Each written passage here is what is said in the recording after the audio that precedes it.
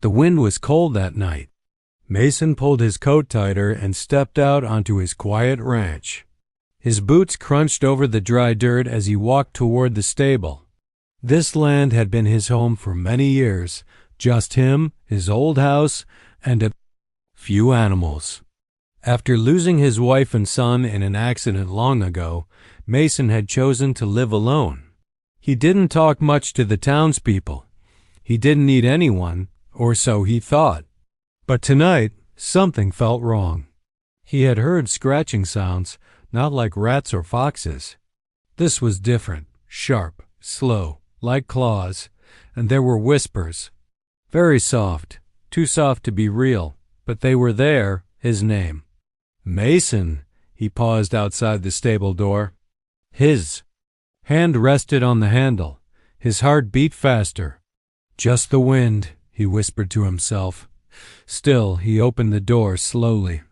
The inside was dark except for the moonlight slipping through the cracks in the wood. His horses were calm, chewing on hay. But something moved near the back. Something small. Mason stepped forward. His eyes scanned the shadows. That's when he saw two glowing eyes looking right at him from behind the haystack. Mason froze. Who's there? The hay shifted.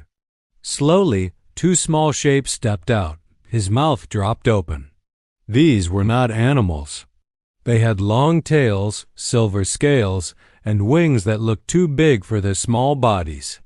They stood on four legs and had little horns. They looked like baby dragons, but not the kind from fairy tales. These looked real. And afraid. Mason stepped back in shock. What in the world? Then something strange happened. He felt a voice in his mind. Not a sound, but a thought. Please, don't send us away. He looked around. No one had spoken, but he heard it clearly. The smaller dragon moved closer, its eyes wide with fear. The other one, slightly larger, stood in front of it like a protector. We are not bad, we are lost. Mason's head spun. Was he dreaming? Was he going crazy? He kneeled slowly. You can talk? The bigger one nodded, very slowly. Its thoughts echoed again. Only like this. We are scared, cold, hungry. Mason looked at them. Their scales were dirty. Their wings had small cuts. They looked weak and thin. Whatever they were just children, and they were hurt. His heart softened. He had not cared for anyone in years. But something about these creatures touched the part of him he thought was gone. He stood up and brought a bucket of warm water and some bread from the house. I don't know what you can eat, he said, placing it down, but try. The smaller dragon sniffed the bread and licked it carefully. Then the bigger one joined. They made soft sounds like humming while they ate. Mason sat on a bale of hay, watching them. Questions filled his mind. Where did they come from? Were more of them out there? Would someone come looking? But then the larger one looked at him again. They are hunting us. Who? Mason asked, feeling a chill in his chest. The ones who took our mother. The ones who burned our home. Mason stared at them. They weren't just lost. They were survivors. Alone. Just like him. The younger dragon crawled toward Mason and curled up by his boot. Its body trembled. Mason didn't move. Slowly, he reached down and touched its head. Its scales were cold and rough, but it leaned into his hand. That night, Mason didn't sleep. He stayed in the stable, sitting close to the two little dragons. The wind howled outside, but inside, there was silence. A silence that felt warm. As the sun began to rise, Mason looked at the creatures again. They were asleep, curled beside him, and he knew, deep inside, that his quiet life was over. Something had changed. He had found something, or maybe they had found him. Either way, he would protect them. No matter what was coming asterisk, the hidden past of the dragons, the next morning. The sky was cloudy, and the air smelled like rain. Mason stood outside the stable, watching the land he had worked for years. It had always been quiet, predictable, lonely, but now something different breathed inside his stable. Something from another world. Inside, the two small dragons slept, huddled together in a pile of old blankets Mason had given them. One of them, the smaller one, shivered in its sleep, making a soft, broken sound that pierced Mason's heart. He didn't know what they were, but he knew pain when he saw it. That kind of pain didn't come from a simple fall or getting lost. It came from something deeper. From loss. When the older dragon woke, it raised its head slowly. Its eyes met Mason's, and once again, a voice entered his mind. But this time, it was clearer. Stronger. You saved us. You didn't have to. Why? Mason rubbed the back of his neck, unsure how to answer. Because you needed help, and no one else was going to give it. There was a pause.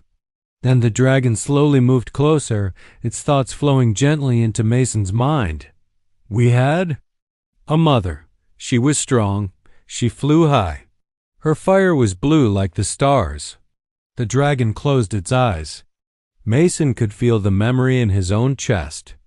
It was like seeing a vision that wasn't his. A large dragon flying across purple skies. A world far away. Beautiful. Then fire, screams, explosions. They came in metal ships. They dropped fire. From the sky, they wanted us for breeding, for war. Mason's hands clenched. He couldn't believe what he was hearing. These babies, these fragile, scared little creatures were being hunted like tools, not living beings. Our mother put us in a pod, said run, hide. She fought, and then she burned. We landed here. We didn't know if we would survive. Mason sat down hard on the hay bale. He had seen war once, long ago, during his time in the Earth conflict zone. He thought he'd left all of that behind. But now war had come to his doorstep, hiding in the form of two orphaned dragons. The younger one woke and looked around. When it saw Mason, it crawled into his lap like a child seeking comfort. It made a soft sound, half purr, half cry. Mason looked down at it. You're safe now, he whispered. I don't care who's coming for you. But even as he said it, his mind raced. If these dragons had enemies powerful enough to destroy a whole planet, how long until they found Earth? How long until they found them? He stood up and checked the sky. A strange buzzing sound was in the air, very faint, but not natural. He grabbed his binoculars from the house and scanned the clouds. A black dot. A slow-moving object. It wasn't a bird. A drone. Someone was already looking. He ran back inside the stable. We have to keep you hidden, he told the dragons. The older one's eyes widened. They found us? Mason shook his head. Not yet, but they're close. The dragons looked at each other, fear passing between them. Mason closed the stable doors tightly, covering any cracks with blankets and wood. Then he poured extra feed for the animals outside to make things look normal. Back inside, he looked at the two aliens who had crashed into his quiet world. He could feel it deep down. He was in the middle of something much bigger now.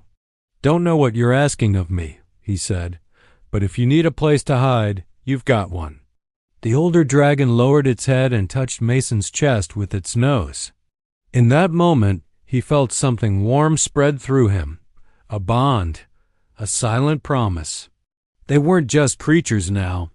They were his dot, and the world would have to go through. Him, if it wanted to take them. The government drone overhead. For the first time in years, Mason locked his gate. Not because he feared thieves. He had nothing worth stealing. But now, something far more precious lived under his roof. Something the world would never understand. The dragons had grown a little stronger. The small one, who now responded to the name Pebble, began exploring the stable with playful curiosity, bumping into things and trying to fly, but failing each time. The older one, who never gave a name, stayed near Mason and watched everything with careful eyes. Mason had tried to stay calm, to act normal. But everything changed the moment he saw the drone dot. It wasn't just a farm monitoring drone. This one was black, silent, military. It hovered high in the clouds, circling slow like a predator waiting for a mistake. It had arrived the day after the dragons told him they were being hunted. Coincidence? He didn't think so. He didn't tell the dragons at first. No need to scare them. But that night, Pebble coughed again, only this time. A small spark came out, just a flicker of blue flame. Enough to light Mason's sleeve on fire. Whoa! Mason slapped at it quickly and tossed his jacket to the ground. Pebble's eyes filled with panic. "I'm not mad," Mason said, heart pounding. "Just, we need to be more careful, all right?" The older dragon looked away. Then Mason felt the familiar voice in his head. "Our fire returns when we grow strong. It's not always in our control, I figured." He rubbed his forehead. "But if someone sees fire coming out of this barn, we're all in trouble." The next day, he drove to town. He wore an old hat, kept his head down, and moved fast. He didn't buy groceries. He bought medicine, welding gloves, heavy blankets, a CO extinguisher, and 2 oxygen tanks used for off-grid breathing masks. Wasn't sure if it would help. But the dragons were struggling to breathe sometimes, especially at night. Their bodies weren't built for Earth's air. While paying, he noticed the clerk watching him strangely. "You expecting a fire?" she asked with a dry smile. Mason forced a laugh. "Just getting ready for winter, you never know." He left without looking back. On his way home, he saw something that made his stomach twist. A black van parked off the main road. 2 men inside, wearing suits and sunglasses. The kind of men who didn't belong in small towns. They didn't wave. They didn't move. He didn't go home right away. He took the long way around, through the hills, and parked behind the barn. Inside, the dragons waited. Pebble ran to him like a puppy. The older one looked at the oxygen tanks and tilted its head. "That's for you," Mason said. "To help you breathe." He connected the tank to a homemade airflow pipe and placed the mask gently over Pebble's nose. The little one flinched, but then took a deep breath and sighed in relief. Its scales brightened slightly. The older one tried next. After a few minutes, Mason could already see the difference.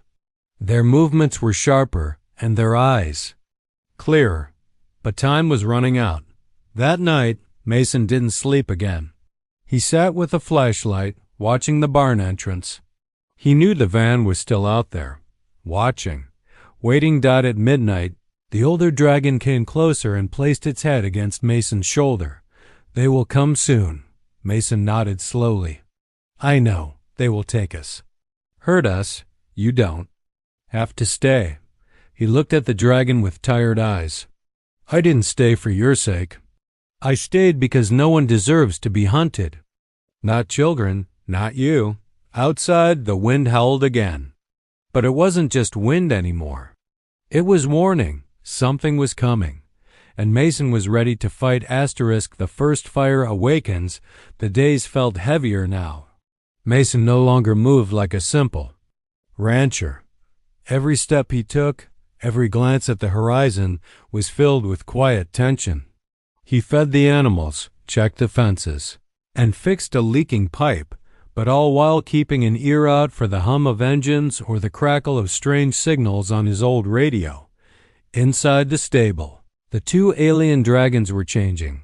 Pebble, once weak and shaky, had grown stronger. His scales glowed faintly at night, like stars trapped under his skin. The older one had begun stretching its wings, and its eyes held more fire than fear.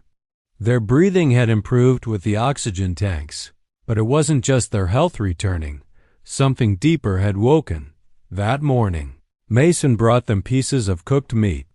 Pebble jumped with joy, making soft chirping sounds as he chewed.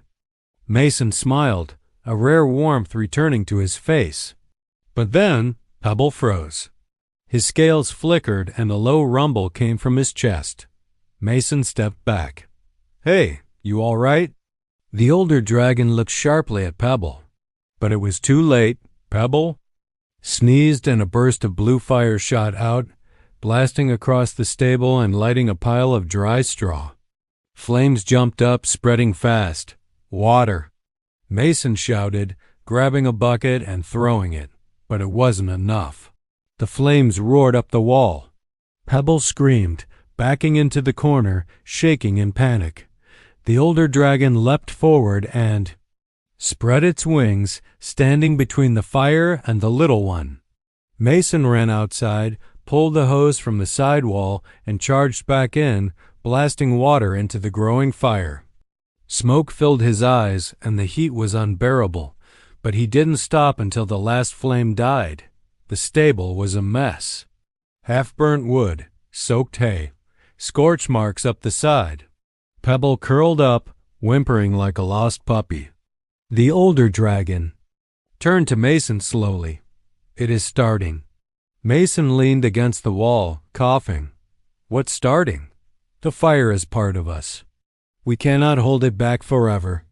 The older we get, the stronger it becomes." Mason looked around the scorched room.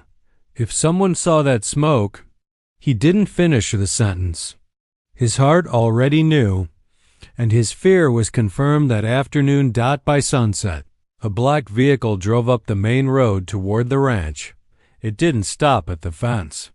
It parked directly in front of Mason's home. 3 men in dark uniforms stepped out, scanning the area. One of them walked to the porch and knocked on the door firm. "Official." Mason hid the dragons under the false floor of the stable, then walked up slowly, wiping sweat from his face. "Can I help you?" he asked. The lead man smiled, but it wasn't friendly. "Sir, we've received satellite alerts of unusual heat signatures from your property.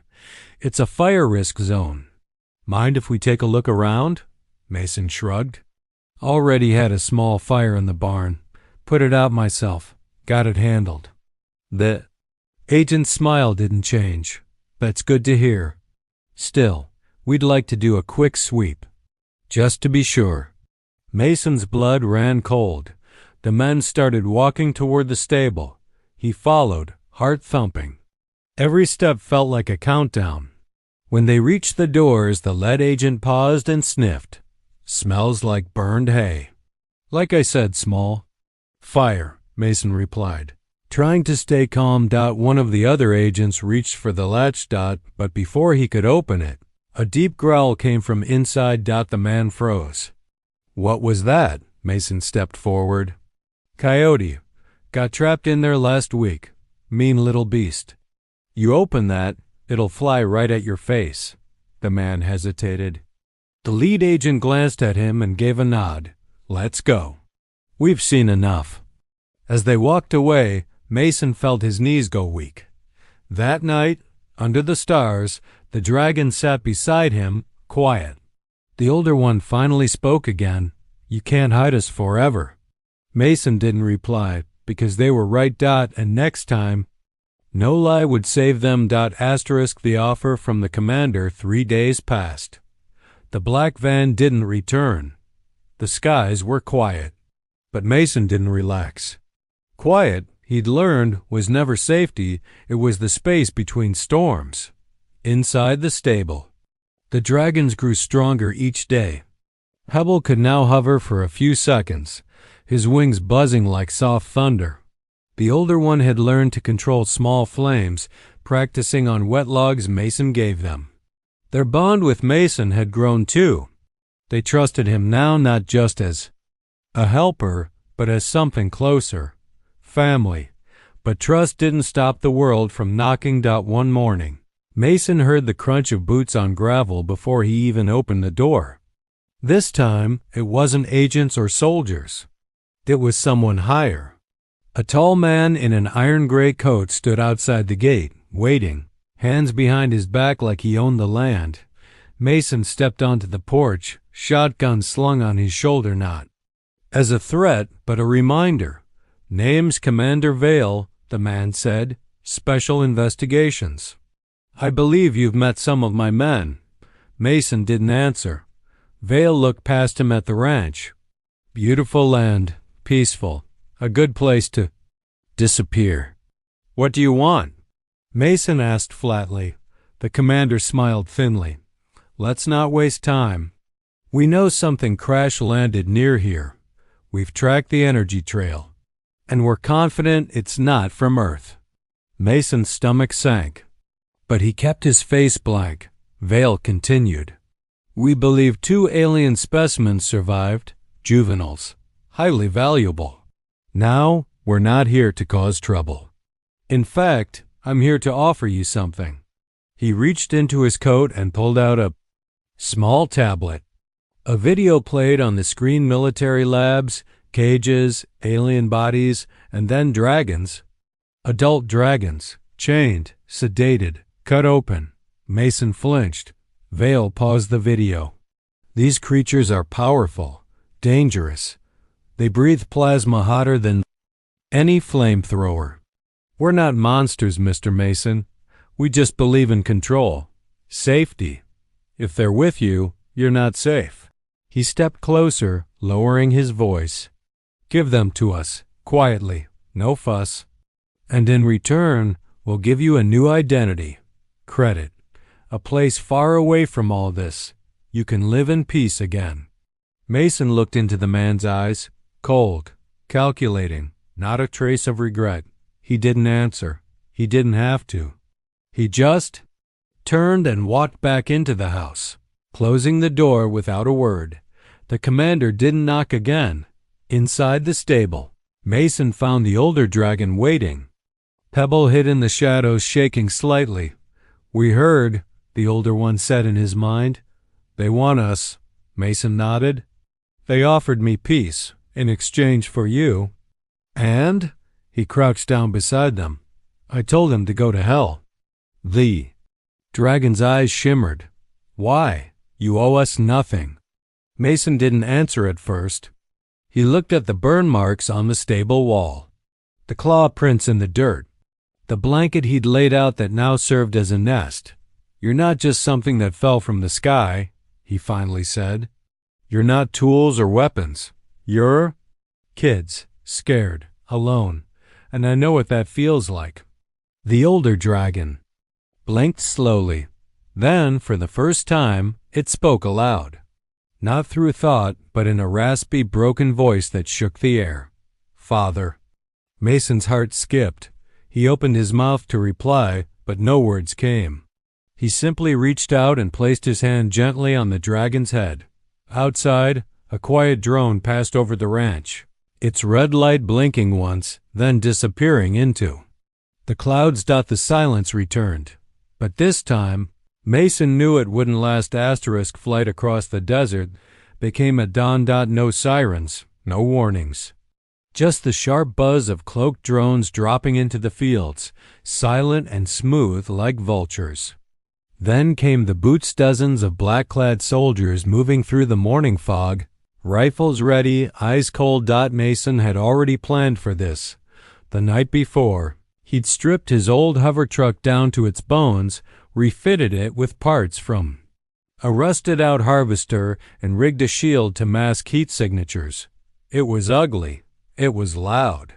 But it would move, and that's all that mattered. The dragons had sensed it before he did. Pebble started crying in the middle of the night, his small body trembling as he hid under Mason's bed. The older one stood guard at the window, wings spread, growling at the sky. Mason didn't need an alarm clock. At the first sign of movement beyond the fence, Mason opened the hidden floor beneath the barn. He pulled Pebble out gently, wrapping him in a blanket. Time to go, little guy. The older dragon nodded without words. They both knew what this meant. Mason didn't waste time. He loaded both dragons into a sealed crate lined with oxygen tanks and heat shields. They hated the box, but he made them understand It was the only way they could survive the ride. As the first drone hovered low over the field, Mason slammed the garage door open and fired up the truck. The engine roared like thunder, spitting black smoke and sparks. Soldiers turned. One of them raised a hand to signal, but by then, Mason was gone, flying over the rocky path toward the southern hills. They followed choppers launched from behind the ridge, slicing the air with violent speed. Mason gritted his teeth, eyes locked. On the horizon, he wasn't just running. He was leading them away, buying time. Because somewhere out in the desert was the one place no one dared to go, the old alien contact zone. A dead place, abandoned decades ago, said to be haunted by radiation and forgotten war tech. To Mason, it sounded perfect. The truck rattled, bounced, and screamed across broken land. Behind him, gunfire cracked. Pebble cried out inside the crate. Mason shouted back, "Hang in there." Suddenly, a blast hit the back tire. The truck veered sharply. Mason fought to keep control.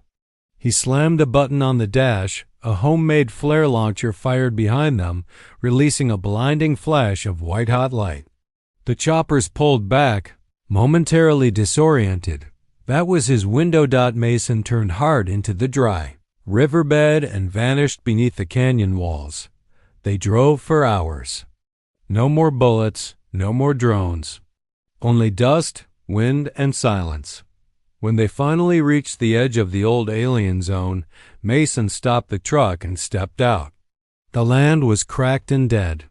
Metal towers rusted into twisted bones. Black scorch.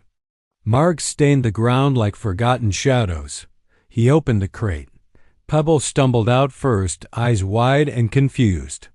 The older one followed, breathing hard.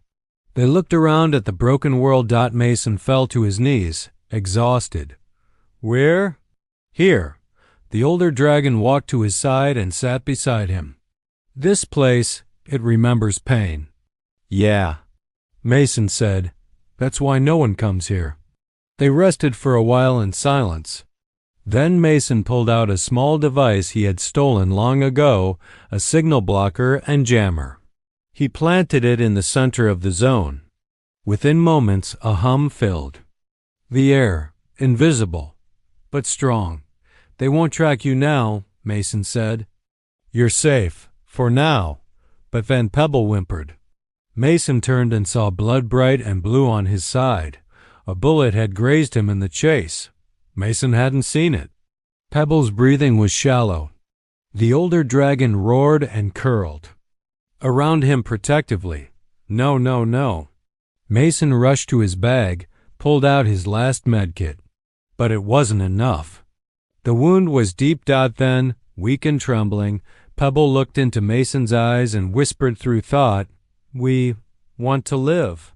But if not, thank you for letting us feel love." And those words broke Mason in ways bullets never could. What?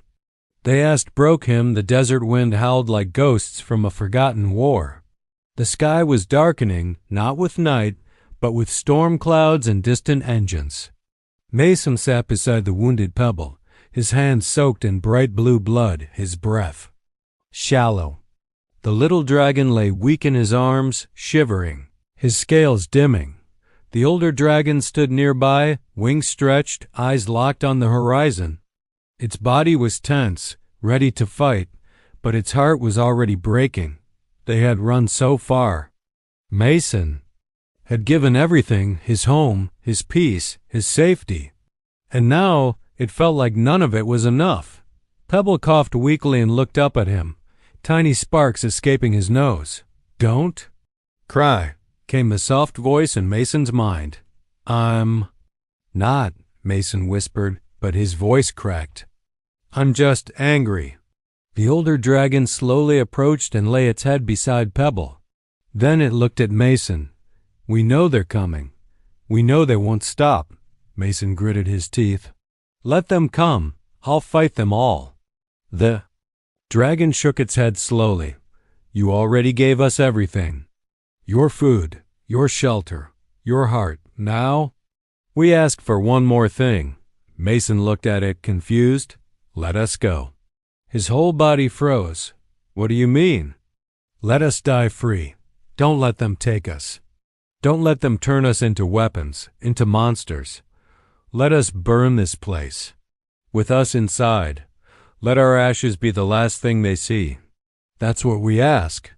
Mason's breath caught in his throat. His hands trembled. No, I won't do that, he whispered. You don't understand. You're just children. You don't have to die. The dragon's eyes shimmered with light tears in its own way. We don't want to die, Mason. We just don't want to be used. We want to choose. For the first time in years, Mason felt truly helpless. He had faced loss. He had faced war. But this broke him. They weren't just aliens. They were innocent souls asking for mercy. Not for their lives, but for their dignity. Then something changed. The skies flickered. Not gunships, not missiles, satellites, hundreds of them, high. Above Earth suddenly began receiving a signal. Mason had sent it. Earlier that day, when Pebble first collapsed, Mason had activated an emergency beacon, one he had modified long ago. Not to call for rescue, but to tell the truth. It sent their story, their images, and his words to every media server in orbit. And now it was too late to stop. The world saw everything. Videos of Pebble's broken body. Recordings of the dragon's thoughts. The military's arrival. The stable. Burning. Mason holding a dying child from another star. The people of Earth saw, and they roared. Within an hour, Earth's skies were flooded with voices. Activists, scientists, reporters, civilians.